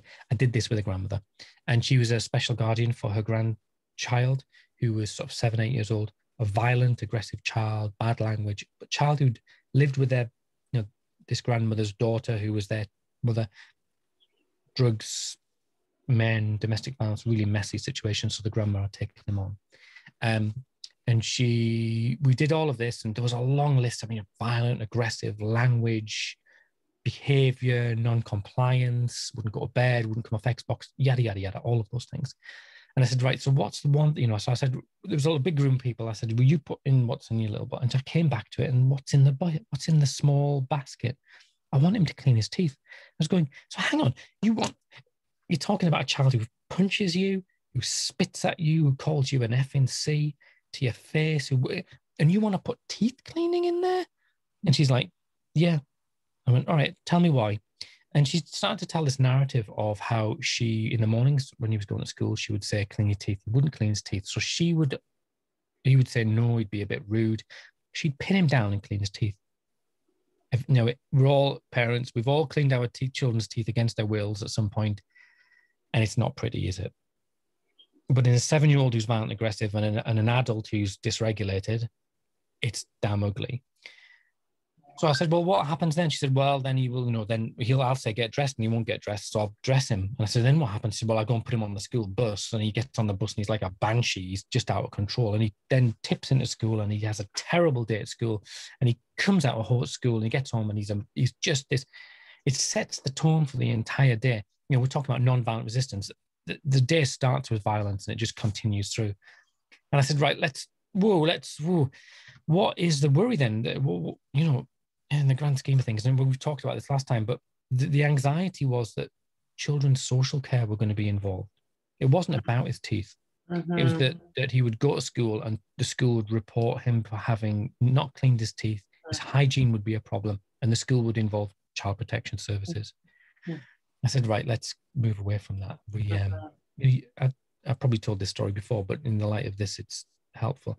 Yeah. So It's what we came to was then actually you can't control your child, but you can have authority. You can say to that child, you have a toothbrush, there is water, there is toothpaste. Please clean your teeth. I'm not going to clean my teeth. That is your choice. Fine. I encourage you to do so because of X, Y, and Z, but I'm not going to make you. I'm not going to physically make you. Mm-hmm. And I said, we talked to the school, and the school said, it's fine. If he comes to school with teeth like a garden, we're not going to deal with it. Within a week, I came back and I saw her again. I said, how's it going? She went, well, he's not cleaning his teeth. It's disgusting. Our mornings are much calmer. Mm-hmm. And said the school, what? And they said, yeah, he's coming in. He's a different kid. That's so interesting. We have told that and this time when you put it in the context of baskets, it changes my perspective on the story, though, right? Because you're also telling me that there was wisdom. She had wisdom in putting it in there. Whereas if you had been the one to impose what should be in her baskets, there wouldn't have been the hitting or the. Mm-hmm, mm-hmm. And that's the key thing, is giving people time to be able to unpack what's causing them stress. Mm-hmm, mm-hmm. And you know what? Can I just tell you something? It's just sharing a story. But because we've talked about the teeth brushing thing before, and right, the physicality, and it's an issue for a lot of us. And when one of mine was younger, it was the same sort of struggle for us, was how much effort do we put into physically trying to get that done. After understanding our child for a while, he has some sensory issues. So we thought it was sensory. Turns out after going to the dentist and examining things in his mouth, it was physically painful. He has 2 frenulums on the side of his gums rather than the 1 frenulum at the front. So when I was putting the toothbrush in, I was jamming and tearing that piece of skin at the side, not aware at all. We looked at all of the other issues, right? Not aware at all. And if I had given him that toothbrush, and if he had picked it up himself, if I'd watched him, he probably would have done it differently than I was doing it, right? Yeah. There's so many pieces, but that's not really about NVR, is it? No, I think it is. It's about, because it reveals our anxieties and the stresses on us, and in the last time we talked about it, someone pointed out, the real challenge of medical bills. It's genuine. It's all well and good me kind of going, oh yeah, we get free, children get free medical, dental in England. We all get free dental. I think adults don't get free dental, but we get subsidized. But some of this stuff is really real, and it matters. And I think that's the important thing, is that I can come in and I can, and as you rightly said, I can overlay why aren't you worried about the violence? Why are you worried about this one? If you have to change one, and you're starting to understand that often, and you pointed out to me, this idea that often we're thinking about, what if our kid turns out to be an idiot? What if our kid turns out to be just a deadbeat? Yeah. And that stuff can often be playing into do your homework, or get your grades, or why aren't you revising? And that stuff can be a huge cause of anxiety. We live in a world where you've got to get better education. It wasn't as important for me as a young person, as a child. It was, the world's changed, and we're wanting to be diligent and good parents. And so we often get caught up in anxieties of things that are not on our children's radar. The reality is, for several of my children, if they just get a job and they're sweeping streets and they're happy, that is a win. And that's not to downgrade street sweepers, but our aspirations for our potential, or our imagined, or our fantasy biological children, they're not the aspirations for our children. And so sometimes we're dealing with loss, and like this idea of loss of an imagined future, loss of an imagined child, that can all interplay in why the heck we're putting strange things in baskets. And then you look at your partner, and your partner says, "You've got teeth in." Well, I just want them to tidy the room. And we're thinking, but they're smoking like 85 spliffs a day. Shouldn't we put that one in? And so then VR is asking big questions about people. And it's not, but some of that stuff can really, really ease pressures on family, and letting people off the hook, and having insights into our anxieties as adults. Because we look at our children, we go, "Oh, crikey, how are they going to cope when we die?" That big questions of what's going to happen when we pass away, or when we become older. We're thinking, I don't want to be 65 and then being 35 still living in my basement. All of this stuff plays into me telling them to tidy their bedroom. Now, when they're 15, kind of all this stuff, we're huge problems. So de-escalation is one of the key things, which we'll get on to. Refusing to give in, this idea we resist behavior. Developing sport is a really critical thing. I think that take time to develop support. It's something we touch on our home studies. We talk about it. Adopt for Life is part of that. But my friends are people, I can talk to my friends about things that I wouldn't talk to anyone about, because I know I'm not going to get judgment, but they won't let me get away with stuff like that. If I'm an idiot, they'll tell me I'm being an idiot. If I'm out of line, or I stepped over a line, they'll tell me. But I know, I've got a friend who's a similar situation to me, and I don't, like men, we're not great with friends. We do them differently. And every 6 months he'll text me and he'll go, he'll use big grown-up words. He'll go, things at SHIT, and I'll go, yep. And that's it. He doesn't need to tell me the backstory. And I know he loves his kids. But, he wasn't expecting to be visiting them in homes when he's in his 60s. Anyway, you can move on now, because you are getting twitchy about the time, I can tell. We're good. You know what? I was just reminded that, we've got you in the fall too, right? So we'll carry on. Yeah, I can be presenting. PACE and DDP, I think PACE and DDP, so that's developmental. What does the P stand for? It's literally just gone out of my head. Anyway, DDP. Psychotherapy. So psychotherapy, yeah. It's not an S. Strong spelling's not my strong suit. So PACE is the Dan Hughes model, which I think is this idea that you come to a joint understanding between children. That it's kind of, the PACE is the acronym that helps you, that we use as parents: the playfulness, acceptance, curiosity, empathy. And the DDT is the therapeutic element, where a therapist would work with parents and child to come to this kind of this developed understanding of the inner world of a child, and perhaps the child's inner world of the parent. And it's this mutually beneficial thing. Now, already in describing that, you think that, that doesn't help on a Tuesday evening when your child's screaming like a banshee and kind of. Well, let's see what it might look like if we were to do the role play. Okay, so I'm not going to do that, right? Because we've had this conversation. I don't do PACE because being a Northern English man, my curiosity is not great when I pretend. But can I tell my story about my daughter? Let's do that. So I'd probably just been on a PACE training. I've literally, I would go to the opening of an envelope, it was free. So I've been on PACE and everything. And my daughter, there was this fracas with a little sister, and she just sort of screamed at me, oh, I hate you. She was only maybe 8 or 9. She went, I hate you. You're the worst dad in the world. And just this tirade of abuse came out of her. Then you kind of, and so, but it caught me on a good day. I wasn't like I think she was really rude and obnoxious. She said, you're like vomit between my toes. I thought that. And I said to her, I kind of plugged into this PACE idea, and I said, oh, Rhiannon, that is just amazing. And I've just called my dad horrible things. I've just had this outburst, and I just was genuinely, and I thought, the way you can use words is amazing. And that you feel that you know that you're so safe with me that you can talk to me like that.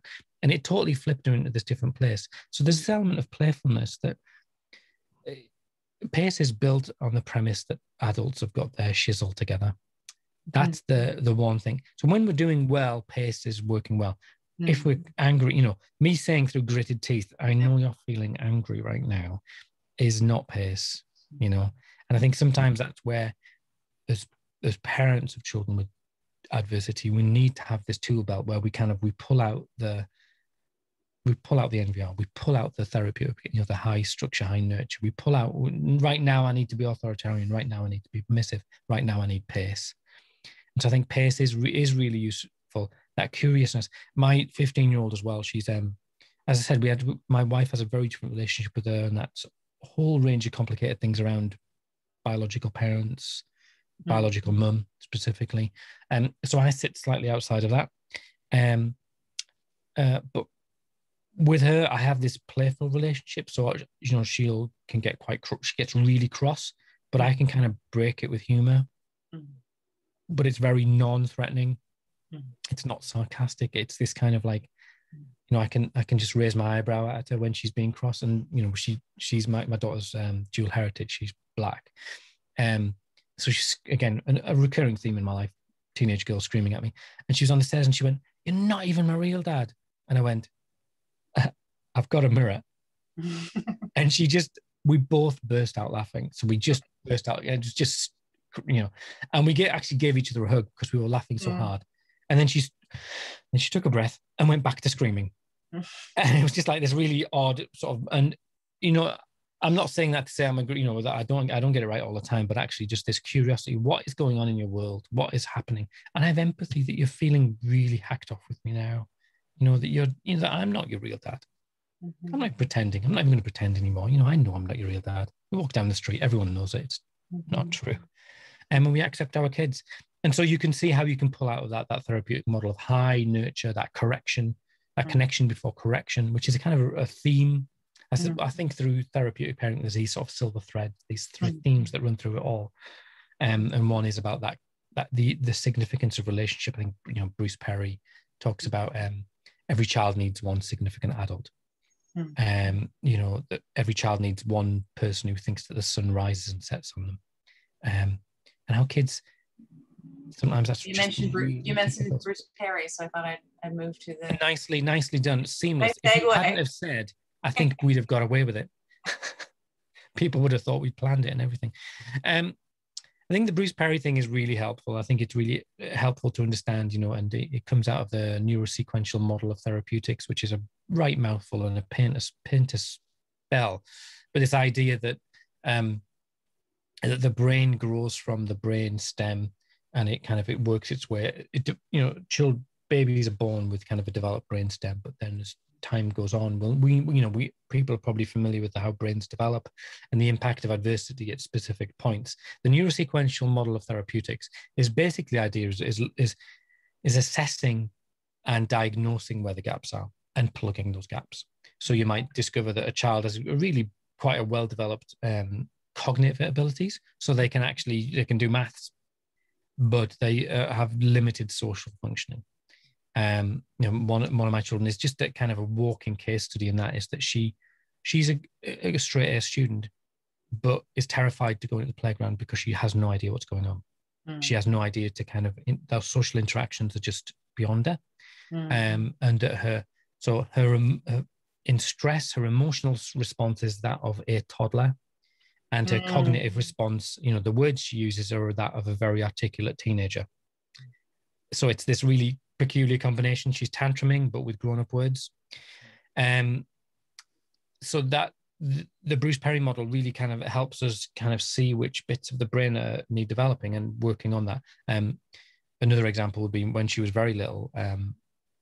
She'd missed all of those nurturing moments, and she was 3, and she would display very evident sort of disorganized attachment behavior. So she would put her arms up to cry, to come to us, and you'd go to reach her and she'd turn around and run away, and then turn around, put her arms up to cry, to come to you. So just this kind of push me, pull me, disorganization in her. And we tried everything, nice, nasty, cross, stern, authoritative, persuasion, bribery. And in the end, I just tracked her down, and I was at my wit's end, and I got a bottle of baby milk. So she's 3. So I got a baby bottle with a teat on, and I put sugar in the milk, and I warmed it up in the microwave, which is like, talking about dentists, it's free dentistry. What have I got to lose? But immediately she didn't want to take, and as soon as it touched her lips, every inch of tension dissolved out of her. So I literally, like a baby, and I sang, like those baby, you have different nursery rhymes for different ages of children. So it's like, hush now, baby, don't you cry, but diamond ring, that cradling. And she just melted like a puddle in my arms. And literally within weeks, it resolved the issue of that, her inability to come to us. And whereas before, we hadn't been able to leave the house, whereas now we could leave the house if there was a bottle of milk in the bag. And she just knew. And it's just like plugging these gaps. And so the neurosequential model says there's a gap. This child has not had that, those somatics, those sensory comforts. We plug the gap. Even though the child is 3 or 13 or 25, we plug the gap because the brain needs that. We were building the house. So when we think about regulation, Bruce Perry's model is really clear that we regulate the child, which is kind of the child that's dysregulated, is operating out of the brainstem, the fight, flight, freeze response, shame response. We regulate the child. We then relate to the child, and then we reason with the child. And there are clear barriers to regulation. We can be the barriers to regulation. We've talked about that. Me shouting in a child's face, calm down, is not an aid to regulation. It's a clear barrier to regulation. And if anything, I'm the one pouring petrol onto this fire. Do we have our own triggers? By experience, I've learned that when my daughter slams a door, if I go through it, I become the barrier to regulation. She slammed it for a reason. She slammed it to teach me a lesson and to tell me to go away. My 70s upbringing taught me that if children slam doors, parents come through them and say, if you do that again, I'm taking the damn thing off its hinges. Literally, the screwdriver, and you'll have no door. So we can be in the mix of that. Are we regulating children? Are our responses that of a permissive parent or an authoritarian parent?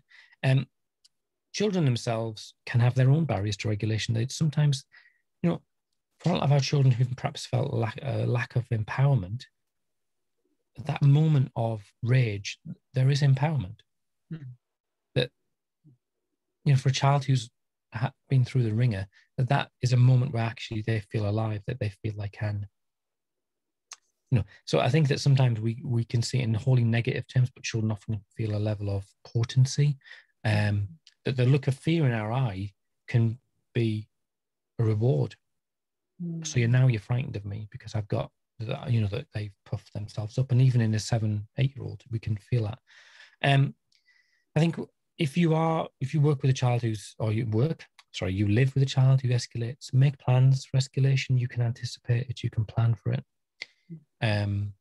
If you know that, we talked about this, didn't we, Rebecca, that if the behavior is going to come when they come in from school, plan for it, get it out, or leave a trail of cookies. I know this would be really helpful for people, because you and I were talking about that being a scenario that sometimes happens, and we came up with so many different ways of dealing with that. Can we just explore that just for a minute? Because I think that's come up a couple of times since we talked last, I think we get so stuck in one way of operating that by not taking a step back and making that plan and taking a look. So we had someone ask us once, what about my child who comes home dysregulated? So they're out in the world, and upon entering the house, they just come unraveled. They're violent, they're aggressive, they're mean, they're, whatever it might be. And so the theories around that is, is it just facing home? Are they more comfortable when they're home? Is it decompression? But instead of digging into what it is, it's the how we could deal with it. I mean, there's a couple of ways. I mean, the pace way would be you kind of, when things are, I guess let's merge all the models and kind of create some sort of chaos. Love that. We don't have a slide for it, but this might be it. Don't have a slide for it. Well, so the Bruce Perry thing would be that you don't ask, I can see you're angry right now. Why are you angry? You don't do that. You wait till the dust has settled and their inability to reason, and then at that point of reasoning, using pace, going kind of, so the Bruce Perry model dovetails really nicely with the Dan Hughes model, the pace model. So you were, wow, man, you seemed really cross when you came home from school, and I just don't know what to do. Was it me? Because I'm starting to think it's me, and then I go, it is you. Every time I come home from school, you'd say, "Well, the bloody hell was school." Pardon my French, and you go, "All right, that's pretty clear." But it may be that they don't know. So then we started to talk about, when we talk about resilience, I've got back on resilience. We make a presumption about a whole raft of things about our children's development. So one of the key, when you think about that nurturing relationship, that mirroring relationship for really small babies, so this is the neurosequential, is that if you ever have time and you've got a friend with a baby, watch them. Sit in the corner of the room and watch them. Mum smiles, baby smiles. Baby smiles, mum smiles. Baby looks shocked, mum looks shocked. There's this mirroring. But then what happens is the parent then says, "Oh, you look cross, you look happy." The baby's the baby's grumbling, and the parent goes, "Oh, you're probably hungry. Maybe you need changing." And the parent teaches a child to make sense of how they feel. It's not intrinsic that you grow up knowing that. Someone has explained that to you. An attuned parent has said, "You are hungry." That feeling you have is hunger. Therefore, we will solve this by eating. This feeling you have is you are unclean. You need to. This feeling. A good parent, good caregiver, male, female, whatever, does that. So our children, so the neurosequential model of therapeutics said that gap is missing. Then teach your child that curiosity. So I do this with my children often is go, if I was you, I would be hungry. Maybe when you're coming home from school, you're hungry. How about I leave some cookies at the door? And cookie is a treat. It's a sugar. So that fires all of those parts of the brain that kind of go, this is good. It gets the good stuff. I'm terrible. I should be like, I'm sure the dentistry organization of Canada are going to come and track me down, aren't they? Yeah, there'll be a mysterious disappearance of me. Or maybe I'll put them in business. So maybe cheese and crackers with sugar-free candy, whatever works. Yeah, but that's boring, isn't it? But yes, whatever works. And so it's that curiosity, but thinking, you're starting to have that curious idea about what is going on in my child. Is it me? Mm-hmm. Is it just that transition? We know that children struggle. All children struggle with transitions. To be honest, all men, how many men come home from work and are grumpy and they need a bit of time? And, and it's this gross stereotype. Man comes home from work, woman says, "How was your day at work?" And they go, "Fine." Don't want to talk about it. And then an hour later, they maybe do want to talk about it. So they just need a bit of time to decompress, to kind of move between one world and another world. But also, she can't take any more. She's running away. But another alternative is that you give people the opportunity to decompress. I used to work. I work about 3 miles away when I worked in construction, and my boss gave me a car because it was a company car. He said, "Look, just have the car. You keep it at home." It took me 7 minutes to get from where I worked to where I lived, and I would leave work in one state of being, and I'd arrive home in exactly the state of being. And I realized that actually I was there was no decompression. There was no opportunity to alter how I was. And I'd come in a proper rat bag, if I'm honest with you, just grumpy, miserable, still thinking about work, all that stuff that happened. And long story short, in the end, I kind of went, do you know what? I don't even like driving. I've got a push bike. It takes me 7 minutes on the bike. It takes me 12 minutes on a push bike, 7 minutes in a car. I'm coming on my push bike, but that physical activity, that, you know, that we know that the physical and the brain are all interlinked. I would be then caught up in, oh, look, a car, oh, look, a pothole, don't hit that tree. I would arrive home a different person. I'd blown all the tubes out, I'd dusted away, and work was left behind. So our children, are they getting on a school bus? Are they getting in a car? Is there any opportunity to decompress them? So maybe a journey via the park is something. Meet them on the way. Say, hey, I'll meet you at the park with cookies. And that becomes a different thing. Maybe being silent. Another friend of mine, she said, my child doesn't want to be spoken to. So we have a mood board. We've got a magnetic emojis. My child comes in and throws the emoji. I'm happy, I'm sad, I'm angry, I'm cross. Just, you know, it's magnetic, that sticks. So just thinking alternatives, a way of smoothing those transitions, but creating an environment where a child, my daughter would be immeasurably angry with me, and she'd follow me around telling me how she was angry with me, didn't like me. And I was going, well, just go away. But when she was little, she couldn't do that. When she got older, what I knew that everything in me wanted to stay and win arguments. But what I needed to do was walk away.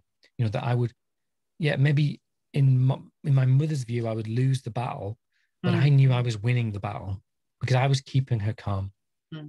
I was, you know, I walked away from that kind of going, yeah, she may have called me an F and C as I walked out the door, but I kept her calm. And the fight is against trauma. It's not against my daughter. I beat trauma this time. So it's reframing stuff in your mind. And so that when people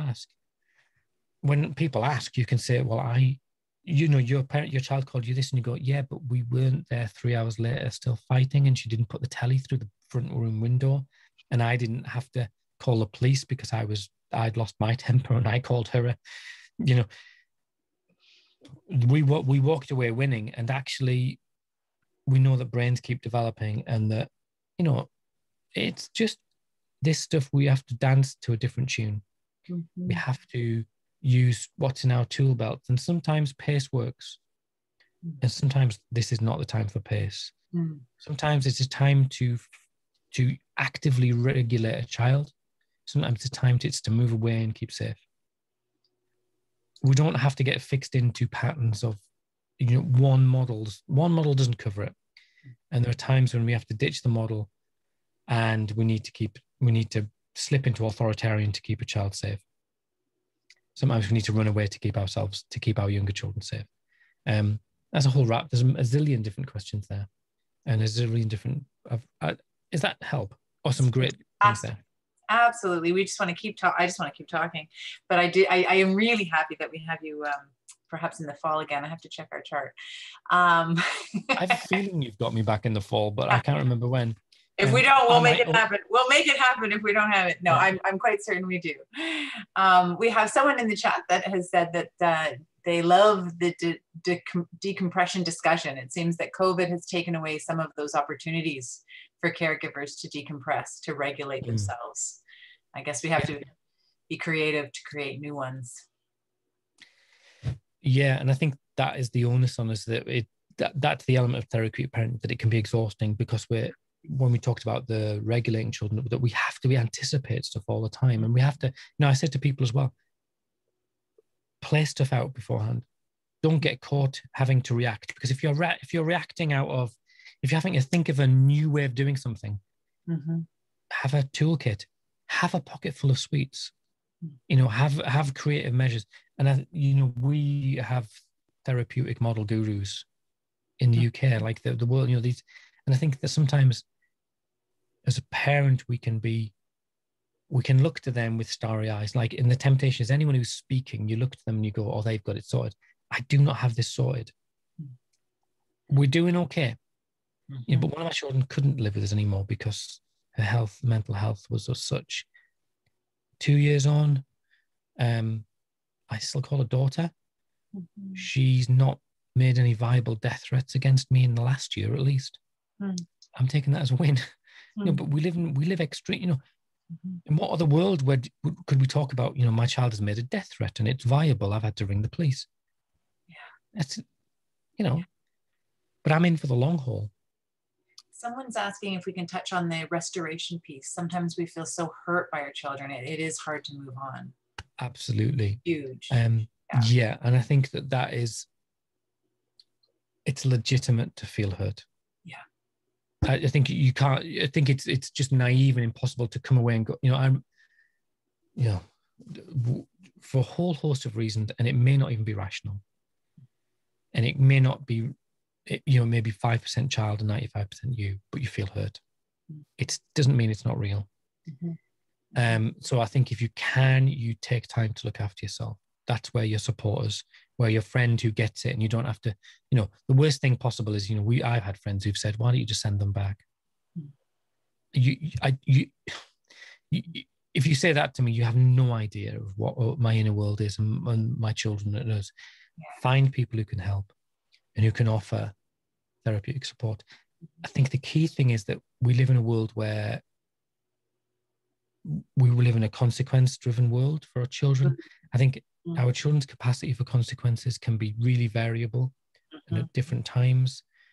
You've probably, Therapeutic Parenting talks a lot about natural consequences. Great. I think I much prefer this idea that consequences just seem to set traps for everyone. Like my wife, like, okay, you're grounded for a year.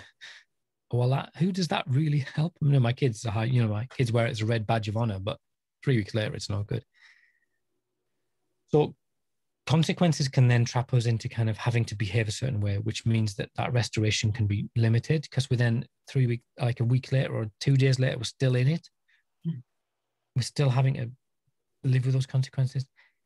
One of the things I really like about NVR is it says that actually we are nice to our children regardless. That actually we take ourselves purposefully back into the good stuff. Because our children are different. They're not like our nieces and nephews and our cousins and our neighbors. So, we do nice things for our kids. Yeah. We do nice things for our kids when they don't deserve it, because actually they're kids. And we do nice things for our kids. And that really reinforces the relationship piece, right? Like the humane, relational, loving piece that is unconditional, right? That reinforces the unconditional love. It's not the behavior chart with the stickers and you have to earn it. It's because you exist in my life. You're my child. That these things sometimes happen, and different love languages are involved too, right? What we might want to do to express our love, or something fun or something enjoyable might not be received by the child, right? We really have to get into their head as to what. Yes. So it can be really simple, and it can be small. It can be just, and I think that the nonviolent resistance talks about them called reconciliation gestures. It's kind of repairing. So my example is my daughter loves McFlurries. We'd had a proper humdinging argument on the way to football. I dropped her off, and I kind of reflected and thought I wasn't my best version of me, but I was just really sick of everything being an issue, everything. I just really, and she talks to me in ways that I can't imagine I would ever talk to my parents with. But I thought, right, come on, be bigger than this. She'd love a McFlurry, so I got her a McFlurry. With no strings attached. What did it do for me? For me, it reminded me that she was a child. And for her, it reminded her that I do nice things, that I love her. And it wasn't, I didn't have to say it, but she didn't, even if it was just 1%. So reconciliation. But in the midst of all that, you're allowed to feel burned. You're allowed to feel, it's legitimate to go, I can't believe they've broken my favorite vase, or they've called my grandmother a, or we arranged this party and they trashed it, or tiny things. But the reconciliation gesture can be really simple. So it might be that, I know you like these cookies, so I baked them. in doing that, you kind of go, it brings you back to a place of they're a child, and engage that empathic response to them. But it's not easy, and I think that often families, it becomes entrenched. The system collapses in on itself, and sometimes people's capacity and ability to undertake any model of therapeutic parenting is just so restricted that actually we need to, as a practitioner, I need to start with just find some people who can make you a casserole. Mm. Have you got a friend who can bring you around a glass of wine?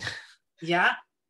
Take away some of the other stresses that you don't have to take on, right?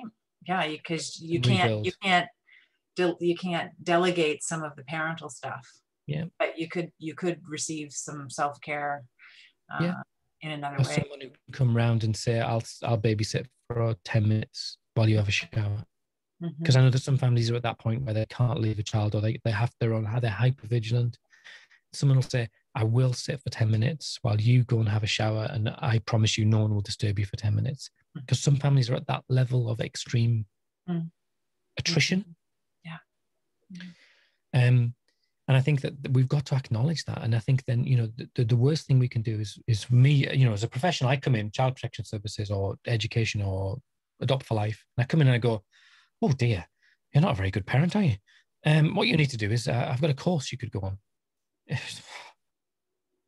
Parents, that's where we need to build the resilience of parents through love, and compassion, and empathy, so that they can buy their kids a Mars bar. Do you have Mars bars in Canada? We do. They're soft and squishy. So it meets some sensory needs for some and not for others. Bang on 1 o'clock. There are no more questions. So is it 1 o'clock already? Isn't that incredible? Wow. 2 hours to the minute. So I guess we'll say thank you to everyone for being here today. And Al, thank you so much for your candid sharing and your expertise, your knowledge, and for being such a real person to us. And only 2 of my family broke in. Did you see them? Well, it is much later for you than it is for us. So we're going to end this now, and thank you again. Thank you so much for having me. And can I just say, if people want to podcast, we've got lots of podcasts about behavior. So if you want to dip into that. Yes, and that on that first slide, we've got your web, your Twitter, your. Yeah. We need to reach them. Sorry? Do we have what we need to reach? Yeah, if you Google the Adoption Fostering Podcast, you'll find me. Or if you Google me, Al Coates, you'll find me. And to be honest, I'm kind of looking to do a bit more about this, because what I don't want to be is the violent child man. It's just a really bad thing to be. I want to be something else, man. Like the making families happy, man. You've brought a lot of information to us, and I really do. Thank you. I feel fantastic. sorry. Yeah. Thank you. Rebecca, you're a star. All right. Take care. Bye.